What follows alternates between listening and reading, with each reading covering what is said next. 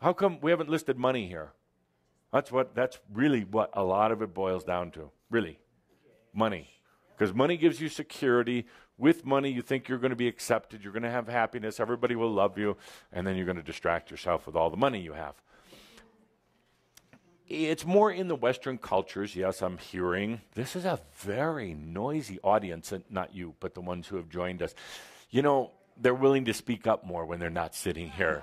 I can hear them yelling at their computers. Yes, it's a Western thing. So, absolutely. But it's not just dollars or pesos or euros, but it's that abundance thing. Everybody wants it because it is a mass consciousness game. It's a huge thing set up in the fabric of mass consciousness.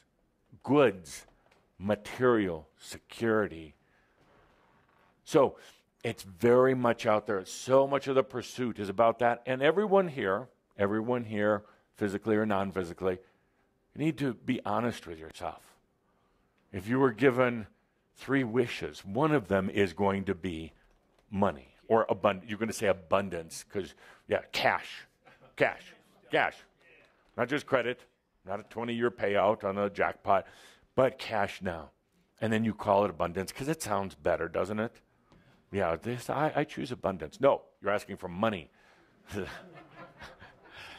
So this is an issue. It's huge, and never feel guilty about it. It's just energy. It is just energy. That's all it is. It's energy that is kind of at a lowest common denominator. Everyone's agreed that they're going to use this for trade, and believe it or not, this planet, I don't care what the politicians say, this planet will come down to a common currency. There still may be other sub-currencies, but sooner or later, it's going to. It only makes sense. Why would you have all sorts of different currencies that you have to convert when you travel, which is easy to do these days, and then you have to convert it, and somebody's making some money off the conversion. The money changers, you know how Yeshua felt about them. Table over. So you are going to come down with a single currency, maybe backed up or having more localized currencies as well. But sooner or later, and I know some of you, not some of you, but some people think that's some big plot for one world order. I'm going to digress here for a moment. But I spent a lot of time, effort, and had a lot of fun in my last lifetime as Count Saint-Germain, doing work throughout Europe to try to unify. We had these little kingdoms and fiefdoms and control centers, not really even governments, just control centers. They were basically wasting their time fighting with each other. And the amazing thing is, one year, there'd be 2 countries battling each other. The next year, they'd join together to battle another country. And this went on and on. A lot of lives were wasted.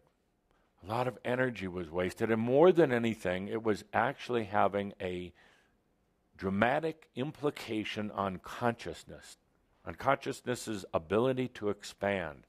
It was getting to the point where I felt that Europe was slipping back into the Dark Ages, but a more severe Dark Age than what it had experienced.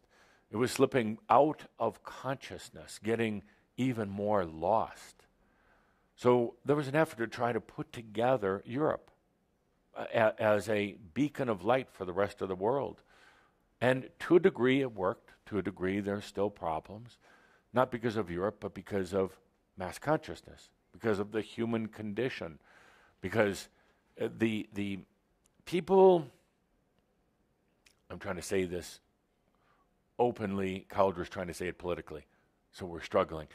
People will fight over a piece of land, fight over their ancestors, fight over things that are really rather insignificant, rather than open their consciousness and take a look at themselves as a global citizen, as a universal citizen, as a human being, as something far grander than the house that was handed down to him from their grandfather, or the piece of land that has been in the family forever, or their nationality. None of these things really make a difference anymore. And they are literally keeping consciousness on this planet from expanding. They're literally holding you back because of this consciousness web.